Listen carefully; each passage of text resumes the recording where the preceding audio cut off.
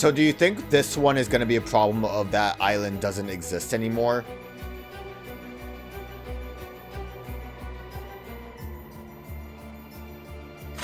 Yeah.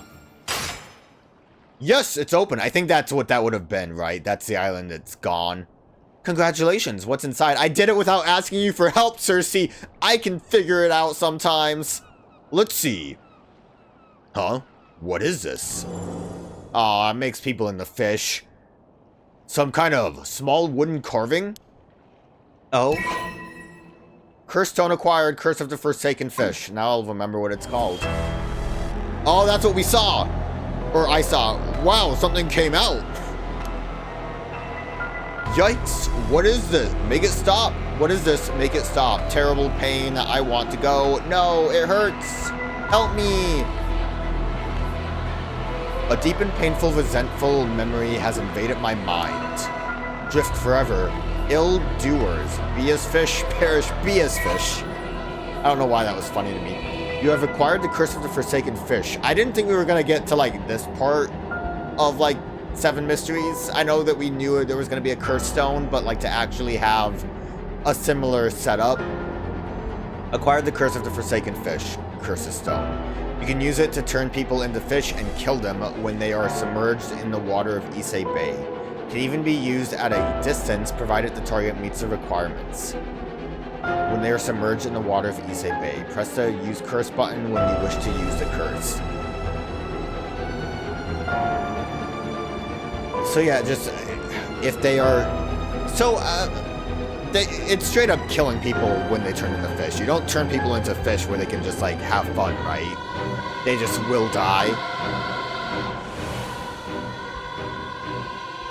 Does this really mean that Avi killed these people? Let's update that file. Yo, that is sick looking, though. That is... Is that what I saw as Yuza? Or is it just kind of similar looking? Because I didn't really get a good look, but it was a face with hair. I didn't see, like, the fish parts. So if I saw that, though, that might not necessarily mean that someone had it. It might have just been that that's where the box was. Because we were close to that spot, like, south, right? I guess this isn't really that south, though. From, like, the islands. I don't know. A curse born from the final moments of Ise-Shima, a mermaid brutally tortured to death by humans on Ise-Shima around 400 years ago. The curse has the power to kill any human submerged in the water of Ise Bay by gradually turning them into a fish starting from their feet. However, the excruciating pain suffered during the transformation often results in them dying before the metamorphosis is complete. Alright, well that explains it then. The bodies of those who succumb to the curse decay almost instantly, shriveling up into desiccated fibrous masses. Fibrous? The curse can also be triggered remotely, provided that the curse bearer knows their victim's exact location. How exact? Mermaids inherently possess the ability to turn humans into fish at will. The Curse of the Forsaken Fish is the result of that ability being turned into a conditional curse and sealed within a curse stone. So we need to really know the details of what happened to these mermaids. Did we ever get that as a,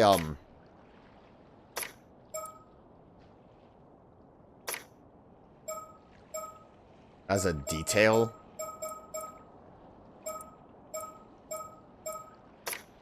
We don't know anything about the Curse of the Raging Waves.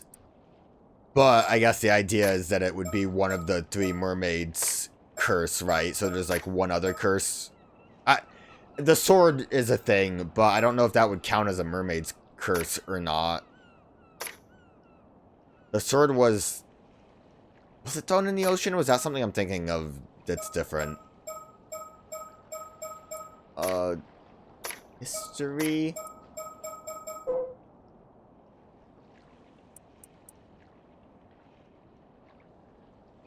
Three mermaids were discovered caught in a fisherman's net. That was the one that's just the, like, fish-looking mermaids, right?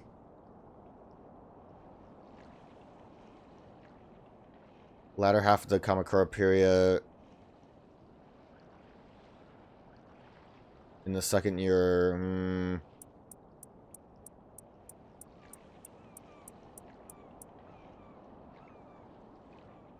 Yao Bikuni.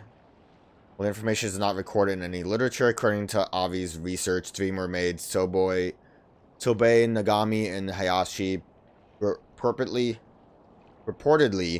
lived on Ise-Shima. Yeah, it doesn't really give us any information. Unless if there's another thing that I'm forgetting about. Yeah, spent a little too much time trying to look through notes. Ah, I can turn people into fish. Ah. Oh, it looks like he just has a little bit of a headache. What the hell was that? I'm not certain. But I believe we may have just acquired a cursed tool known as a curse stone. However, they are rarely possessed by such powerful curse echoes. How lucky, is it? If you truly are congratulating me, then I'll happily celebrate with you, but can I ask you something first? Of course. Am I cursed? Am I going to die? I wouldn't say you're cursed per se. There was a similar case in Tokyo last year. Can you tell me about this similar case in Tokyo? Hold on for a minute. I cannot think straight. This is far too overwhelming. An incredible amount of information flooded my mind just now.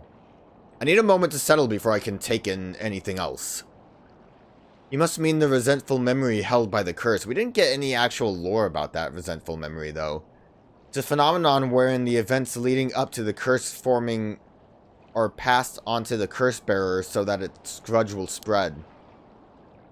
Oh, and curse bearer refers to someone who is haunted by a curse echo and thus able to use the curse. Stop! I already told you I can't take any new information. You're doing this on purpose, aren't you? Is this one of those pranks? File update. It's probably just curse bearers, right? Curse echoes are the visual manifestation of curses.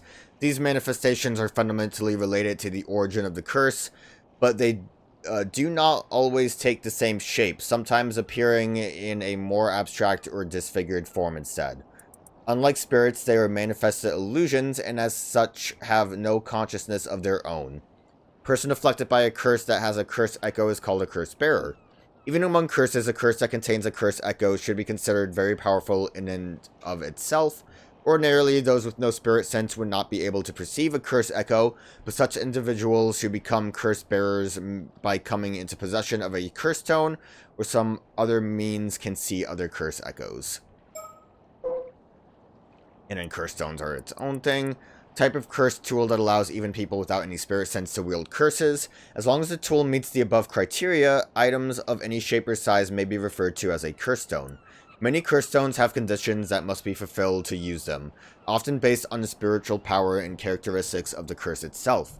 If a curse stone has low spiritual power, it may only be possible to use it under specific circumstances, such as when under the influence of the Feast of Shadows, a spell that heightens the potency of certain types of spiritual energy.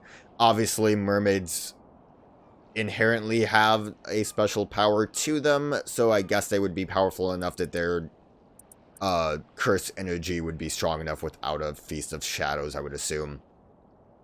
Like, I would kind of assume that, let's say you have a curse stone that was, the spirit of, like, a wizard. Those might be able to just be activated without the Feast of Shadows. But let's, move on from that. I wanted to also say, too, so, like, my theory about the sword being the, like, cutting curse being related to mirrors. The only thing that would not really connect well, I guess, the condition for the sword, maybe what it is anyone that's holding a mirror. Because I was gonna say, like, oh, well, if it was, like, a situation where you have to look in a mirror, it kind of, everything kind of happened at the same time during the Calamity bad ending. So that kind of wouldn't make sense, but if it's just you have a mirror in your possession, that maybe is the condition, that could work. I think I just learned why Ise-Shima sunk 400 years ago. Let me sort out all of that first. I guess we didn't get anything in the files because it's, he's gonna talk to Cersei about it. Really? Tell me. Yeah, give me a minute. This is gonna be a big info dump. Date unknown. Why would Avi turn 2 people into fish, though? Oh, I don't want to tell him about things. Thank you for investigating the situation for me. I was involved in an accident many years ago, so I can't bring myself to go out to sea anymore. You've been a tremendous help. That sounds like bullshit. That sounds like people want... The mermaid curse wants to drag him down because he's a dick. That's what that sounds like. Oh, I'm sorry to hear that. We actually got our hands on something quite valuable, so we owe you thanks as well. Turn him into a fish. That's great. I'd love to hear more about what you discovered, if you don't mind. No, of course. I don't want to tell you. I don't want to tell him at all. It's a bad idea to tell him. Is he hiding any stickers? Even when a curse fell into her lap, she managed to remain calm. Only a consummate professional like her could be so cool and collected with all that's happened. Oh my god, I can't read. I know what reading's like. Will he believe us if we suddenly start talking about curses? Can we just not bring it up? You think you can explain it all without bringing them up? Well, we'll see how far we get. Surroundings? We're currently in the mouth of Kamo River. There's a residential area further upstream. Seems Mr. Ikoma had just arrived in Toba, so we managed to meet up without any problems.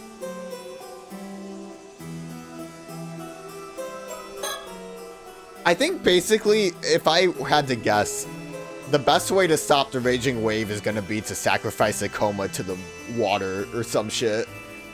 We're in Ikoma's debt. I suppose we ought to tell him everything we've learned. I don't want to, though. Can't we just say, man, we found the boat, but there was just no one there? That's so weird. I wouldn't tell anyone about this, man. He may look scary, but his demeanor is surprisingly gentle and kind. He doesn't look gentle or kind at all. Look at those eyes. He looks like he's ready to go into a manic laughter. He's a very polite young man. People like him tend to be misunderstood because they're a little awkward. He must struggle with that kind of thing a lot.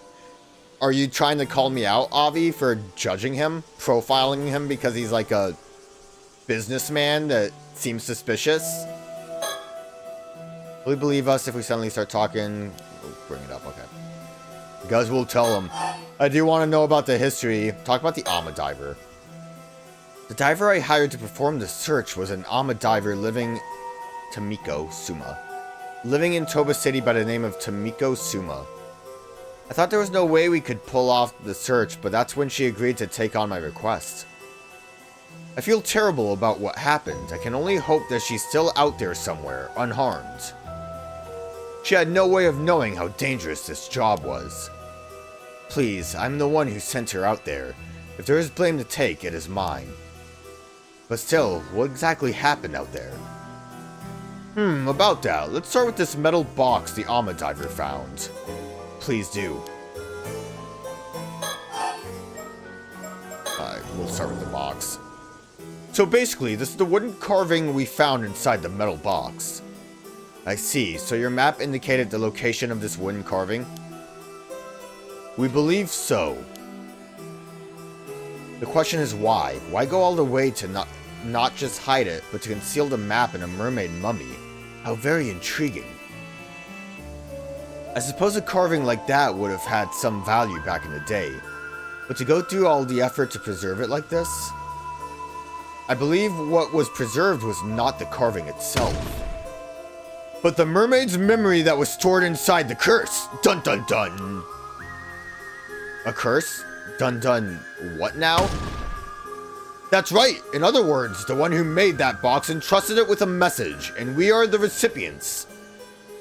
Please calm down, I'm feeling quite lost. I know you're quite excited, but I think we have no choice but to start explaining the curse. That's right! It's curse chit-chat time. You may be a bit too rational to believe what I am about to tell you, Mr. Ikoma. Even so, I ask that you try your best. Huh?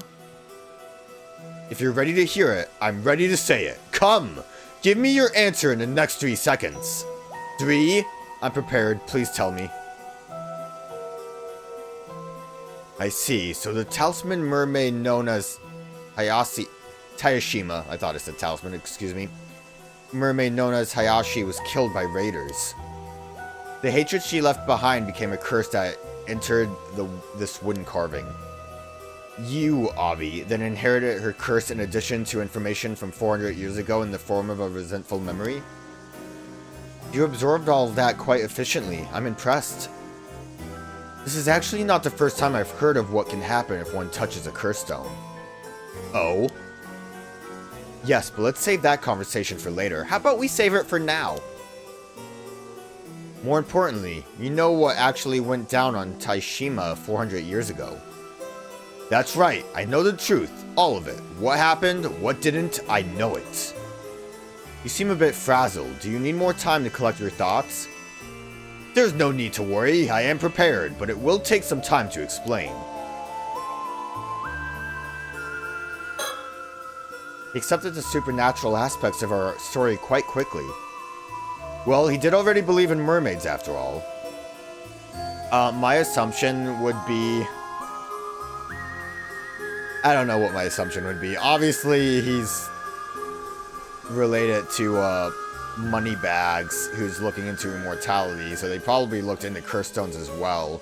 Might have even looked into the Rite of Resurrection a little bit. Who knows?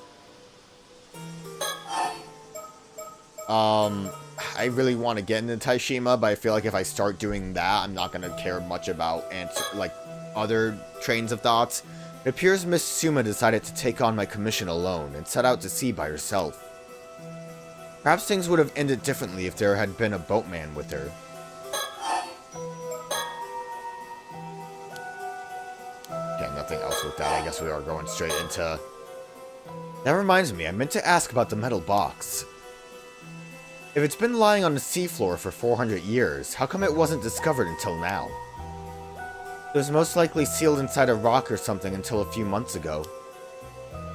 So it was sealed away until a certain amount of time had passed? No, I believe the box's unsealing may have been triggered by something. Huh?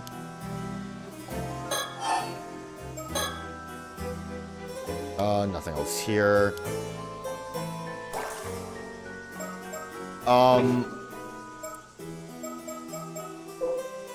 Do we have anything weird about him? Yeah, okay. 6 years ago, he moved here. So, I mean, 6 years is kind of a long time. I don't, it's a box on the bottom of the seafloor. I know there's Alma divers around, but I don't know how, likely it would be for someone to find something like that if they die for 6 years. My assumption would still be somehow related to someone showing up, causing... When did the ground shaking only happened recently, right? So it wouldn't have been a 6-year thing, because that ground shaking is kind of what got into the Wakamura situation of things are going bad. I don't think we're gonna get anything out of Chie, are we?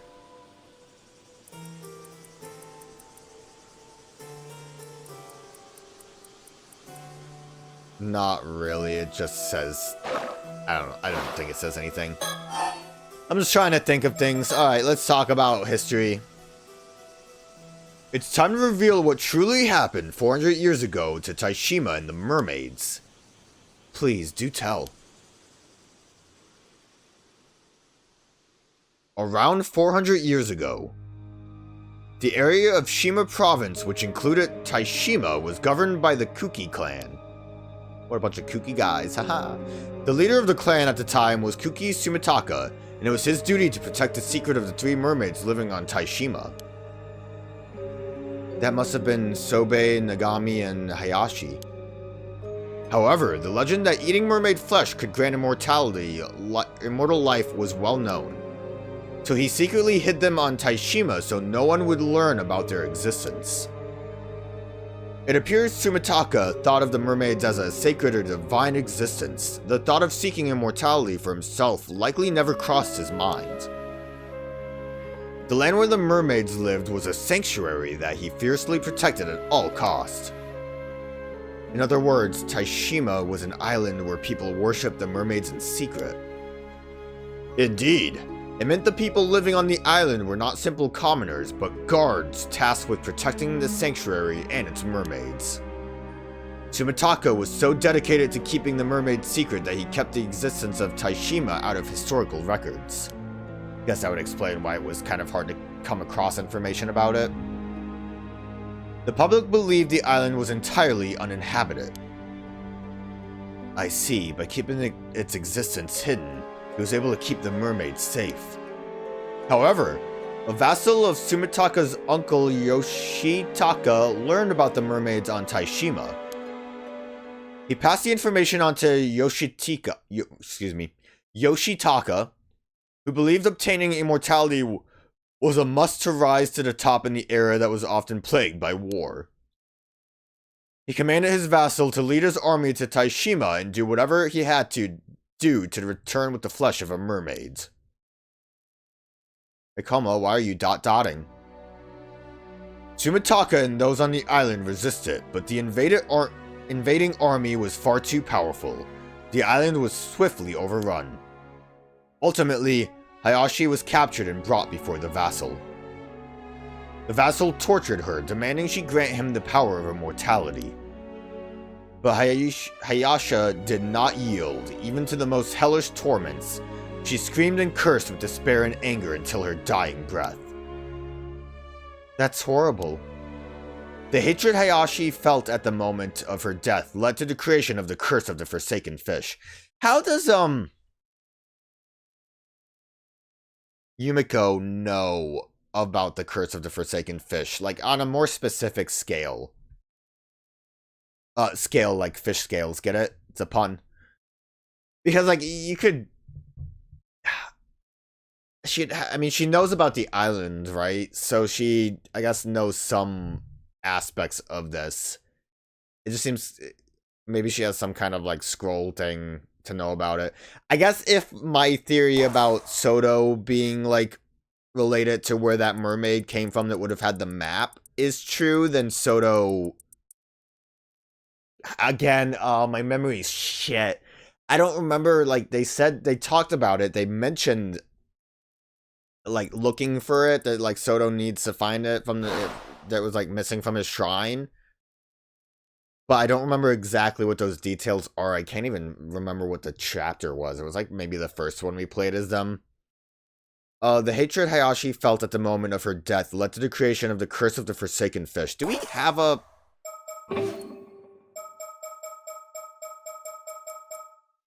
Kiryu, that's not a name that came up there, right?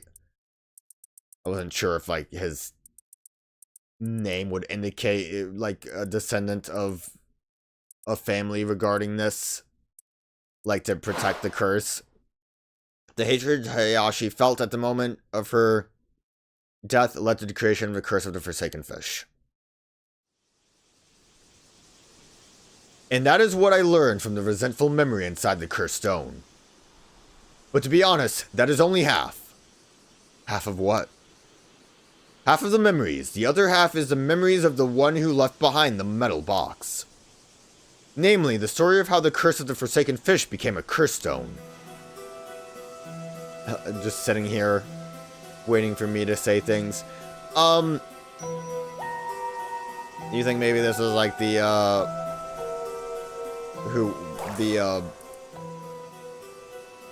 excuse me, give me a minute. The vassal. Maybe.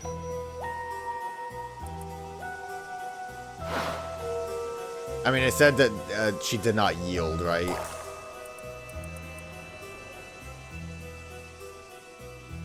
Yeah, until her dying breath. So she didn't, like, give him immortality. But I feel like that's kind of what we're going towards. Like, so I think what the situation is going to be is something along the lines of, like, Sato is an immortal that's lived for however many years. I don't think she's... Did she say... She remembered being on the island. I don't think she necessarily said that she was from the island, so she might be older than 400 years.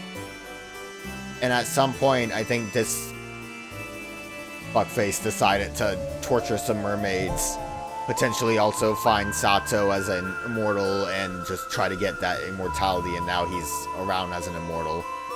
I could be way off. I am kind of just trying to connect a lot of dots that maybe don't exist, but that's what my theory is right now. I guess we'll keep talking. Alright, the other half.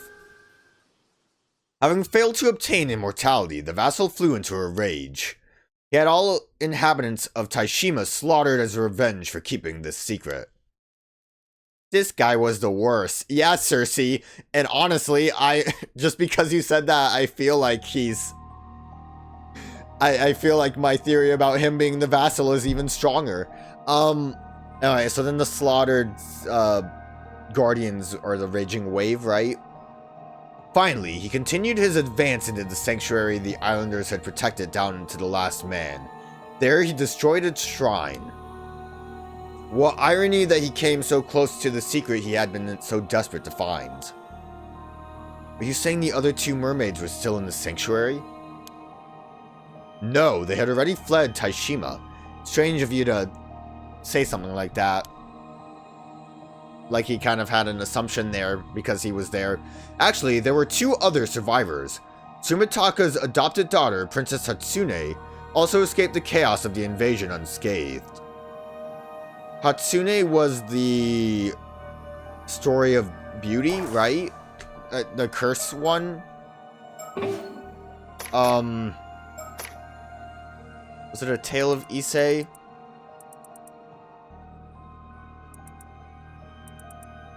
No, it wasn't the tale of Ise. I think it was somewhere else. Princess Hatsune. Okay, yeah, there we go.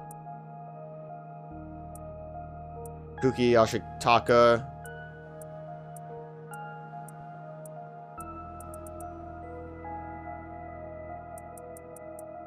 Tsumitaka. I mean, I knew like all these names were here. Trying to connect them though. It's a lot of names, damn it. I'm not good with names.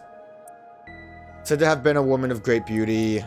Marry her off as part of a political marriage. However, Princess Hatsune refused, saying that she had already promised her future to someone else.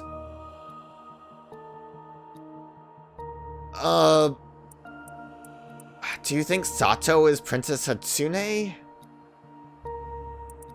Or is... Like, I mean, you know, if you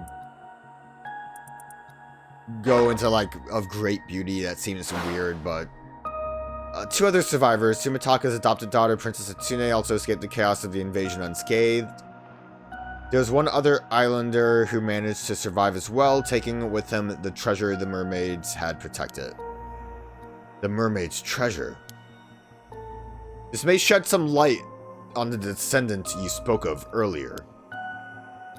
Of course, she must be a descendant of the man that escaped that day. We now know she was correct when she spoke of 3 mermaids living on Ise-Shima. So we do. Putting descendants aside for now, let's return to 400 years ago. The vassal's invasion and destruction of the sanctuary was like a trigger. As a reaction to the sanctuary's fate and their own ill-deserved deaths, the sorrow and hatred of the islanders swirled together. And formed into the curse of the raging waves, a natural disaster that shook the heavens when it descended upon Ise-Shima. Yeah. The curse bombarded Ise-Shima with violent winds, earthquakes, and thunder. Then, in a final act to protect Ise-Shima's lost sanctuary, they sank it into the sea to destroy all evidence of it ever existing. They destroyed it? The small island of Ise-Shima sunk swiftly under the waves. The vassal and all of his men were, of course, all killed thanks to the curse, were they? But one problem remained. That wasn't the end of it? What do you think, Cersei? Okay. Cersei. Surroundings, please.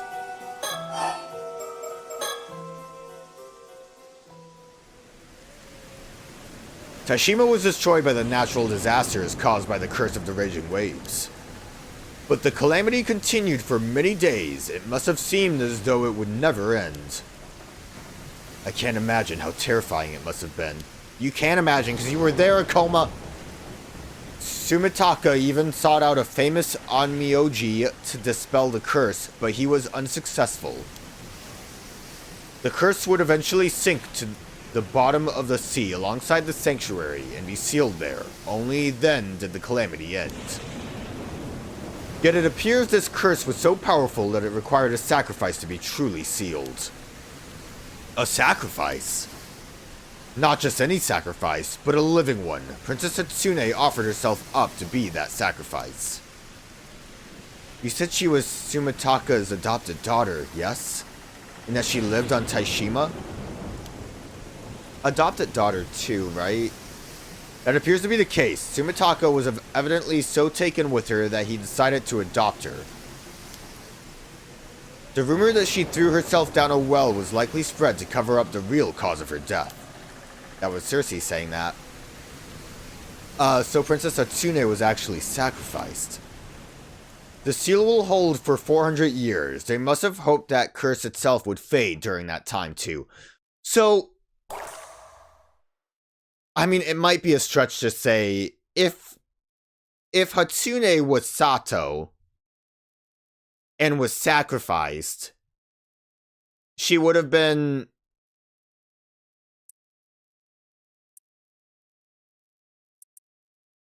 How would they have sacrificed? Living sacrifice.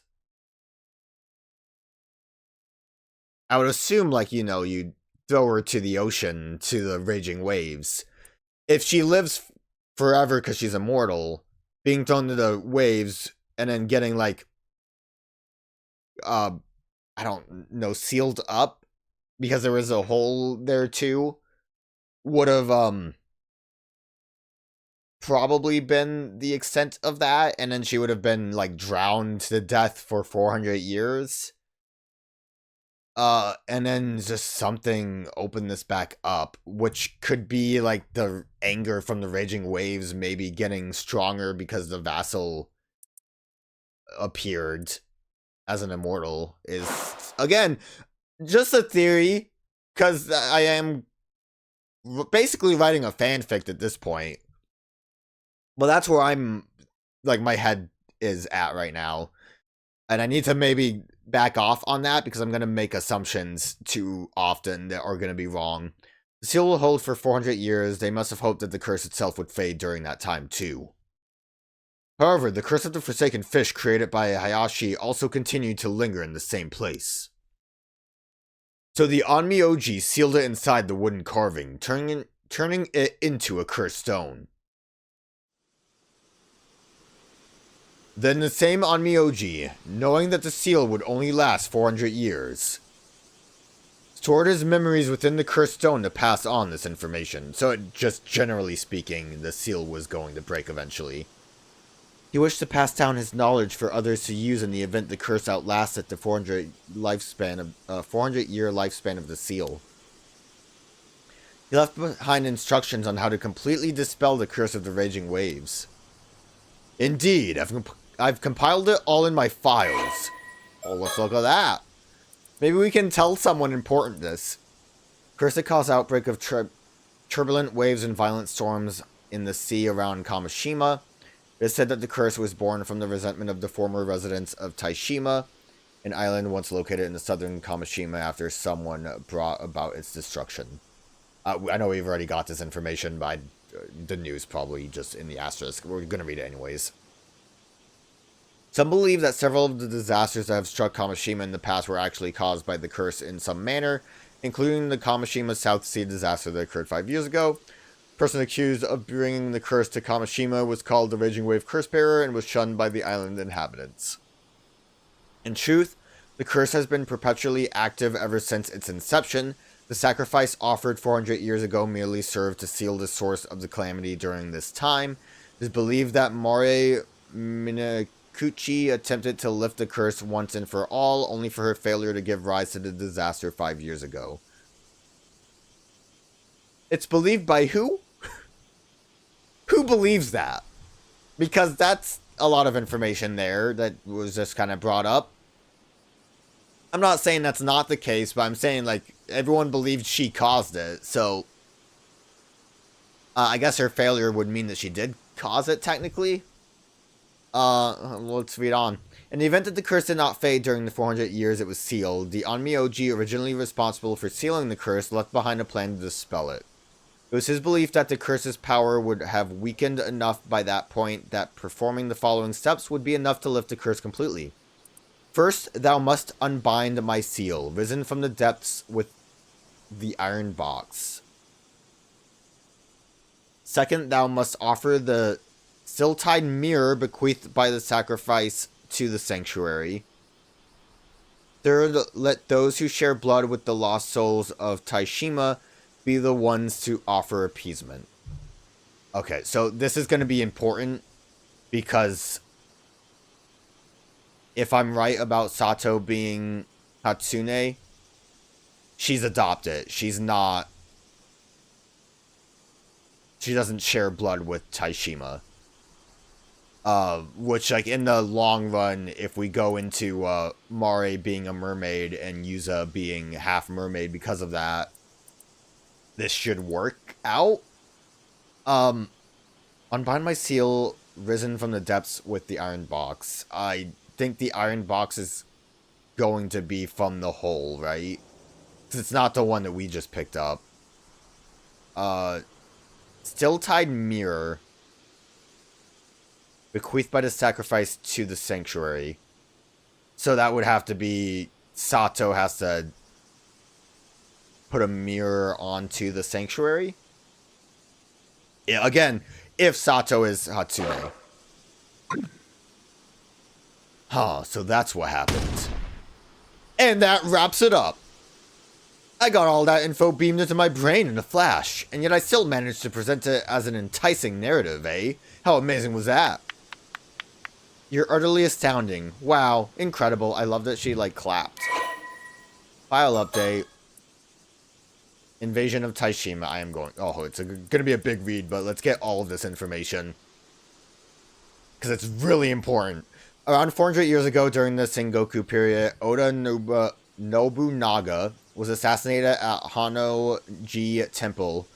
Kuki Yashitaka, commander of the Kuki Navy, had steadily been gaining influence within the clan, but has now found himself at a crossroads in an era still racked by the turmoil of war.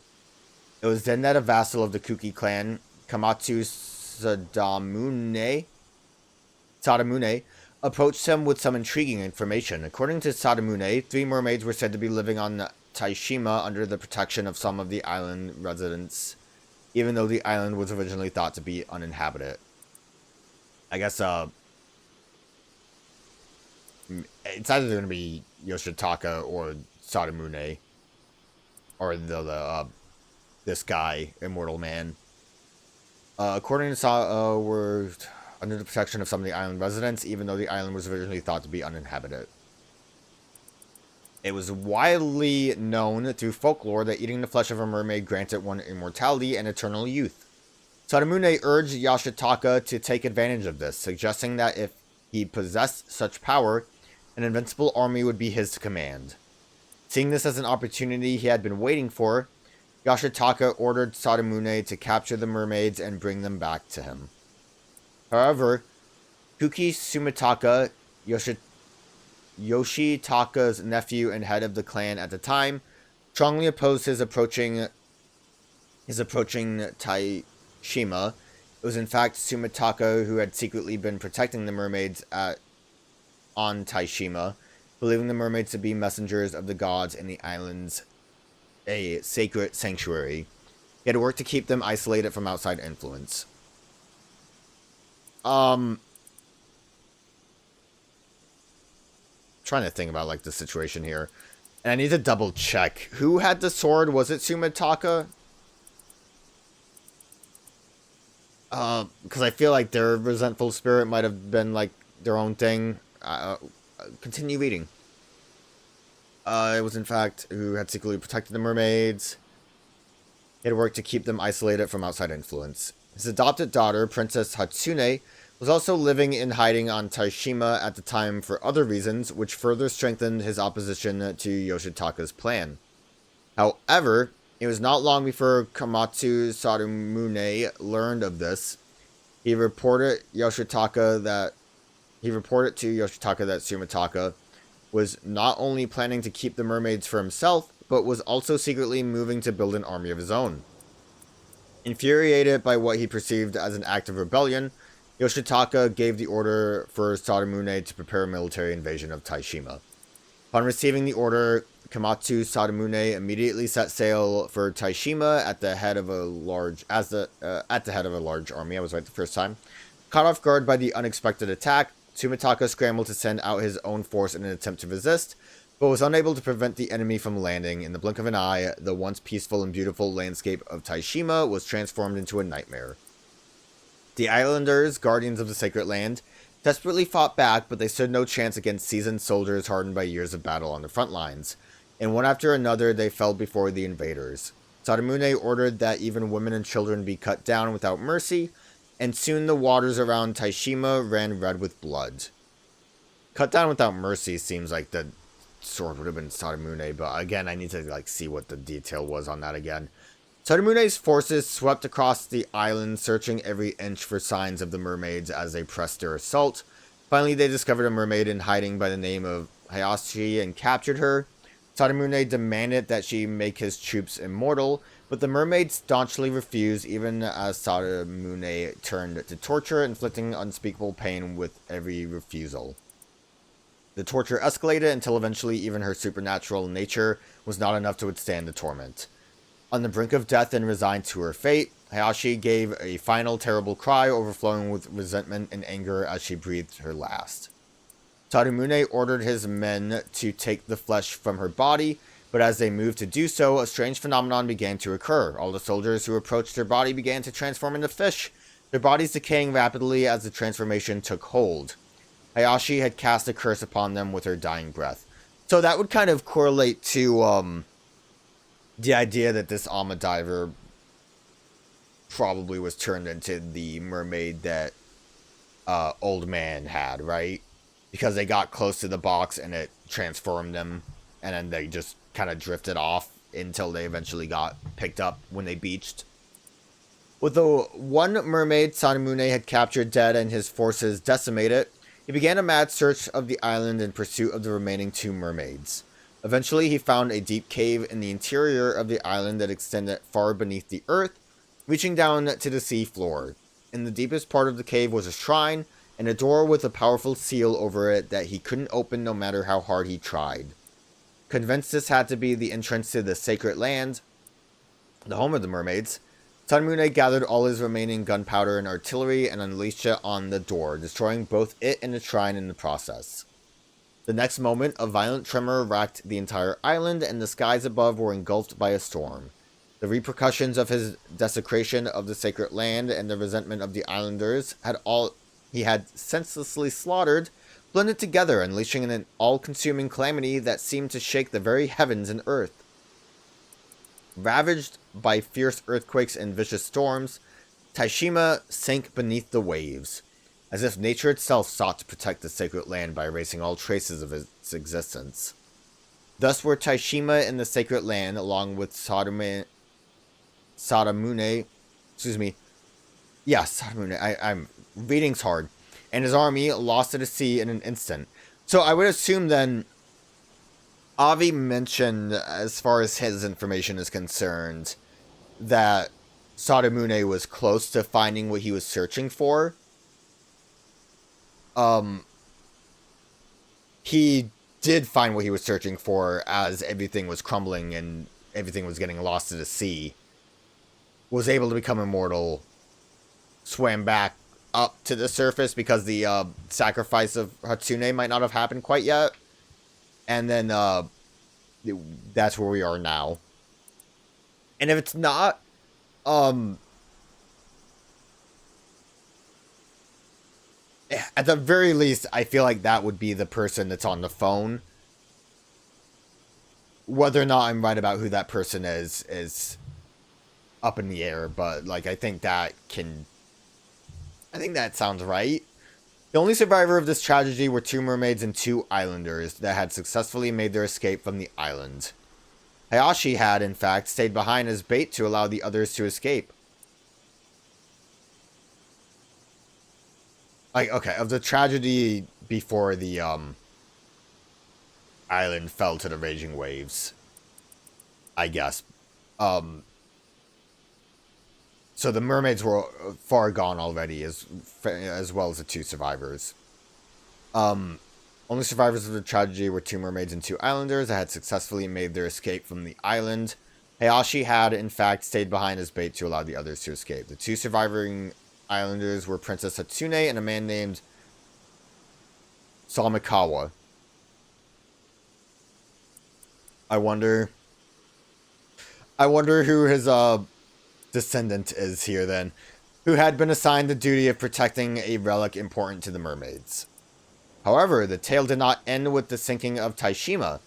Tsumitaka eventually made it to the seas near the island, but a fierce anger and resentment darkened the waters around it, and the curse born from these dark emotions, the curse of the raging waves, had given rise to the storm that continued to rage even several days after the incident. Furthermore, the curse born from Hayashi's final moments, the curse of the forsaken fish, also continued to exert its influence on the area, causing anyone who entered the storm's domain to transform into a fish. The situation had grown beyond anyone's ability to control. Tsumitaka, looking for a solution, turned to Tsuchimikado Harakage, a renowned onmyoji and friend of Princess Hatsune.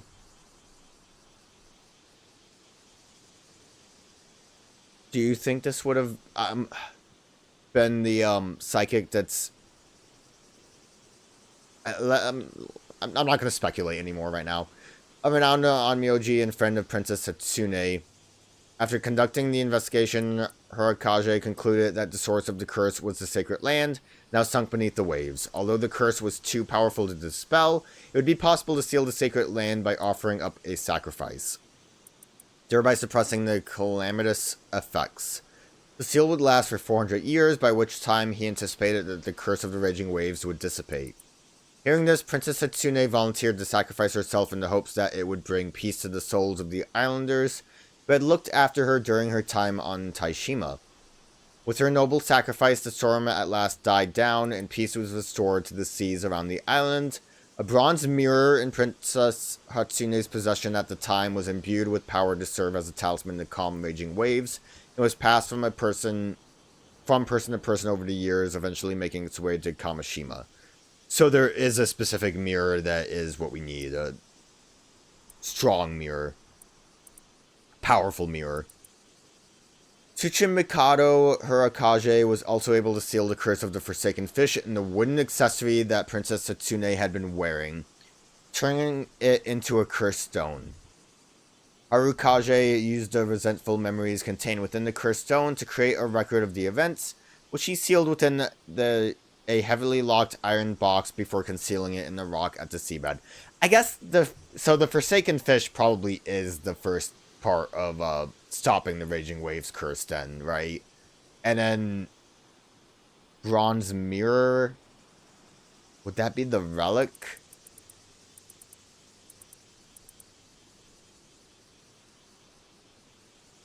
Some kind of relic important to the mermaids. I don't think it would be the mermaid scale that Yuza has. Contained within the cursed stone, create a record of the events when he sealed within a heavily locked iron box before concealing it in the rock at the seabed. In the event, the curse of the raging waves had not abated even after 400 years. He made it so that the seal on the rock would be lifted at the same time as the seal of the sacred land, so that the record of what had happened and the method of undoing the curse would make its way to future generations. Meanwhile, to protect the sacred land and the mermaids, Tsumitaka ensured all records of Ise-Shima were erased so no mention of the island or the disaster that had befallen it would make its way into historical accounts. He also concocted a tale in which Princess Hatsune had thrown herself down a well in defiance of a political marriage in order to conceal her sacrifice. I mean, I guess that's also the case, right? None of that was real because it was all about the sacrifice. Afterwards, Kuki Yushitaka, infuriated not only by his failure to obtain immortality but also by the loss of his primary military force, murdered Tsumitaka, who opposed him to the very end, and seized control of the Kuki clan in both name and nature. He had his vassals search the area around Ise-Shima countless times after that, but it is said that they found neither the mermaid nor any trace of their existence. I was trying way too hard to connect the Hike with the Kuki clan, and I'm just not finding anything of what I was trying to do, so let's just move on.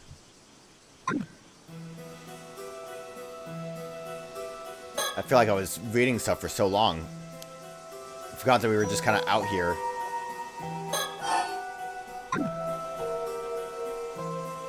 So yeah, I would assume that Ikoma would still be the vassal. And that the, I'm just gonna call him the Pirate King, would have maybe been... Well, no, I think... If I were to guess who possesses the sword, it would be the, I don't know, it doesn't matter. Let's move on. I was looking at that stuff way too much. I need to just really stop. I compiled all the details of the story in these files, so feel free to go over it at your own pace. Oh, thank you. Guess we'll talk about the Amadiver. After Miss Suma found the metal box, you mean to tell me she's died? It is likely. If we consider that the curse of the Forsaken Fish had completely saturated the metal box, it is likely already too late for her. How horrible. Since she likely turned into a fish and died soon after, there's a high chance her transformed body will wash up on shore soon. Okay, I didn't really have much to say about that. I compiled all the details. Thank you. Cersei, what do you think? Wait a second. There's something wrong. Avi, if someone is affected by the curse of the Forsaken Fish, the transformation starts at the feet and travels slowly up, yes? I believe so, though it's hard to say for sure without witnessing it. If it is true, then that may explain the true identity of the fish mermaids discovered in this area. It could have been the bodies of those who died in the middle of transforming due to the curse of the Forsaken Fish. Yeah. Oh, that's a convincing theory. Fish mermaids have been recorded as having only human heads or faces, or appearing human just from the chest or shoulders up. If the curse starts at the feet and travels upward, that would explain the variety of fish mermaids that have appeared. The process is so painful that most die mid-transformation. Then the curse causes the corpses to rapidly wither, forming a fibrous mass. That's what the file says. Gah! It may even be the true identity of your mermaid mummy. Interesting. Still, without analyzing it directly, there is no way to know for certain. But perhaps this is why the mermaid mummies originated from Japan or of such high quality? Oh, Ikoma don't like that. Of course, this doesn't mean that all fish mermaids and mermaid mummies are authentic. But it means there's a possibility! Thanks, Cersei. Any number of fish mermaids could actually be victims of this curse. Okay, thanks, Cersei. That's it. We're talking with you. Nothing else. He looks calm still. I don't trust him. We're in like... Okay, same thing.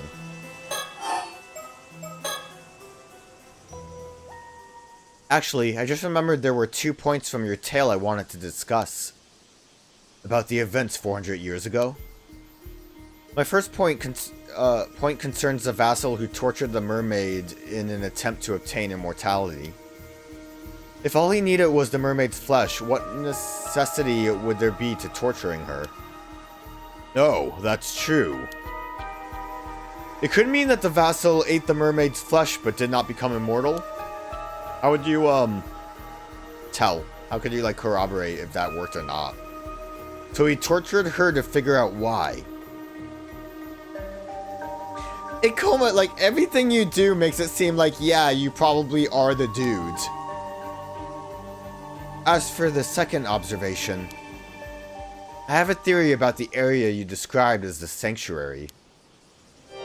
Could it possibly be referring to an entrance to Ryogu? Ryogu.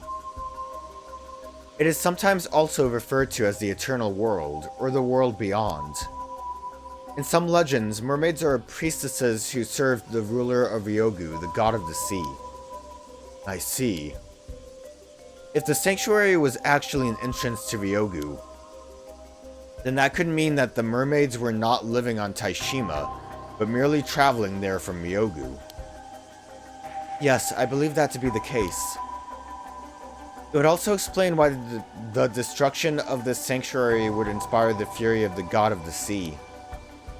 To be honest, it's difficult to believe that the grudges of the inhabitants of Ise-Shima would be enough to explain what happened.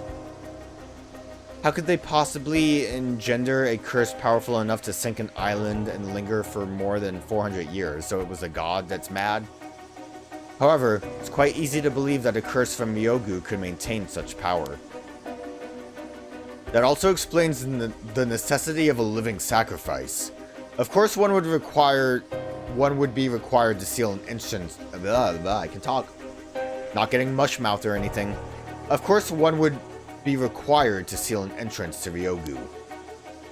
But if the entrance to Ryogu was sealed, what became of the two mermaids that fled Ise-Shima?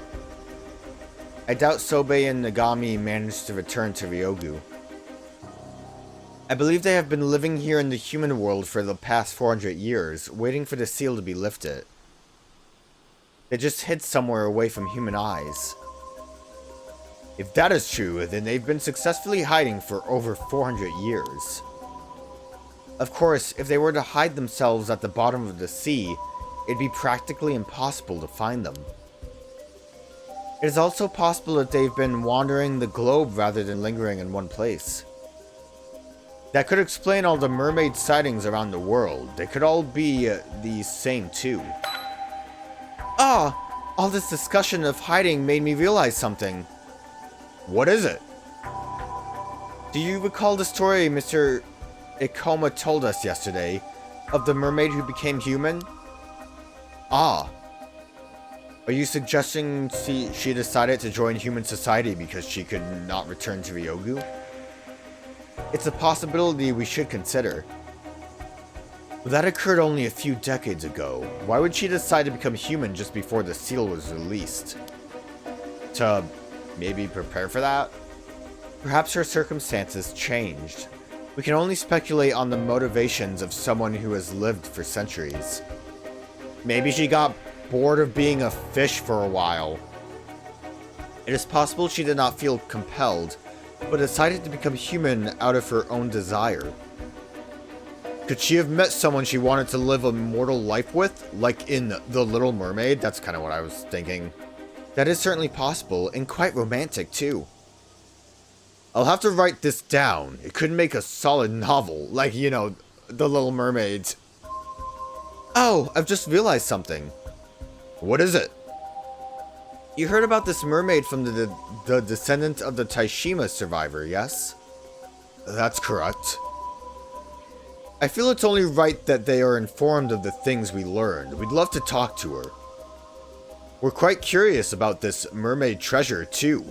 It must have been passed down to them through the generations. I understand. I'll probably drop by her place later anyway. Since I also have to handle the matter with Miss Suma, I'll discuss it with her then. Thanks, that'd be great. That said, in return, I have a favor to ask of you. Go ahead, we will do whatever we can. You said that seal over the entrance to Ryogu has been lifted, is that correct? Yes, it has most likely been gone for several months now. Huh? Really? A horrible curse has been swirling around the area where Ise-Shima used to be. It's possible that curse is the curse of the raging waves, and it surged up from Ryogu once more now that the seal has been lifted. The fact we were able to open the metal box is proof enough that the seal has faded. That would mean the entrance to Ryogu is now open. Well, the situation is quite unstable now, what with the curse of the raging waves seeping in through the entrance. At any rate, what did you want us to do? I got distracted. There's an island called Kameshima that is located quite close to where Ise-Shima once was. There's something I would like you to do for me there. This request does in fact have some relation to our current conversation. Oh? We're gonna fade. Oh no, we're still going. I thought we were, only gonna learn about this if we decided to do the next chapter. Now then, Avi. We decided to tell Ikoma everything, but I know there is some information you kept from him. Oh, did I? Yes, something from the mermaid's memories. The real way to obtain immortality. That's right. I see no reason to inform him about it. After all, no matter what he may say about tourist attractions, this guy is also after immortality. I saw him straighten up when you talked about the mermaid being tortured because her captor required more than her flesh for immortality. Are you sure? I thought his goal, if he even had one, was to quell the curse of the raging waves. Did he bring that up before? Perhaps there's that too. He even asked us to go to Kameshima and find the still-tied mirror in his stead. Okay, so the mirror part. You didn't mention lifting the curse required the mirror as well as the help of the Ise-Shima descendant, right? There was also something about lifting a seal first, but I don't know what that part's all about. Well, I see no harm in quelling the curse, so I say we continue to cooperate for now. Agreed. Though I do wish we did not have to approach Kameshima at all. The evil atmosphere is nauseating. I'm guessing that might have been when Cersei kind of started to feel ill after our, like, conversation, Yuza and Azami's conversation. However, we must consider the possibility that Ikoma actually has his eyes set on the mermaids in Ryogu. It's possible he may be searching for mermaids, like us. I suppose that discussion can wait for later. First, we must find the treasure that the survivor managed to slip out of Ise-Shima. You mean the treasure required in addition to mermaid flesh when attempting to gain immortality? Yes, it's a treasure known as the Tamata Bako. Mermaid flesh has to be put inside the purified by it to have any effect. So provided one has both the flesh of a human mermaid and a Tamata Bako, then immortality is indeed attainable. Boom! Yeah, so that's what the box looks like. Box often referred to as a relic. Used by the mermaids who once lived near Ise-Shima. Similar box also made its appearance in the tale of Urashima Taro, as the box gifted to the eponymous protagonist by Arahime, leading to its name becoming widely known. The box is filled with the spiritual energy similar in nature to that which fills Ryogu, the mermaid's original home.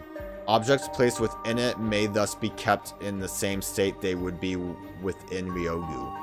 It is said that the mermaids used the box to bring objects from Ryogu with them that they would otherwise have been unable to transport to the material world, but it also has the secondary effect of returning mermaid flesh, normally only able to exist in a transient state in the material world, to the state it would be in Ryogu, thereby restoring the ability to grant immortality.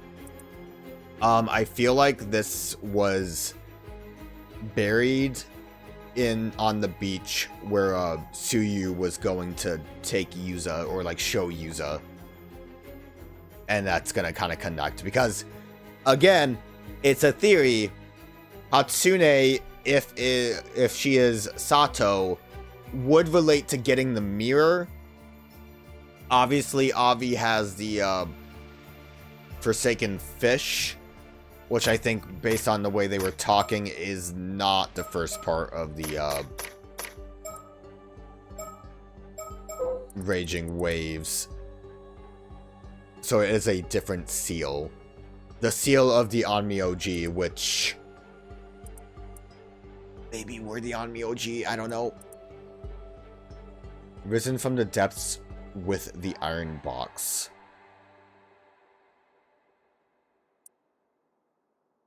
Offer the still-tied mirror bequeathed by the sacrifice to the sanctuary.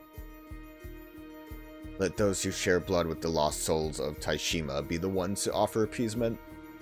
Okay. If we could meet with the Ise-Shima descendant, they could probably provide us with information on the Tamata Bako. I concur. If we could get our hands on the Tamata Bako, we wouldn't have to worry about Ikoma. However, it's likely he is wary of us and will keep us from meeting the descendant. At the very least, we know he's cautious enough to keep her name secret. Well, that's why I asked him to hand her our little souvenir. Ah, what was that all about anyway? You're sure we're not gonna need that iron box? Oh, she did the, dowsing thing. Nice. I doubt we will need it again. Plus, you can think of it as a backup plan. Regardless of what happens, we'll be able to meet with the descendant tomorrow. Let's get our hands on that mermaid treasure. Time to find a Tamata Bako. Okay. Yeah, so because it probably has like residual spirit energy on it, she can use her dowsing. God damn it.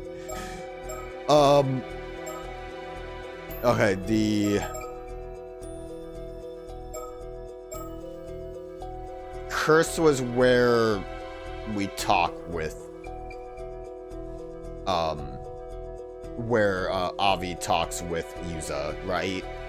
So as far as the timeline's concerned, this is obviously related to this part where we do talk to Somikawa. So I guess we are tracking her here, and because we play as Avi, we'll at least know what happens on the boat and why he might turn her into a fish, which I'm curious about. Avi doesn't seem like the type that would do that.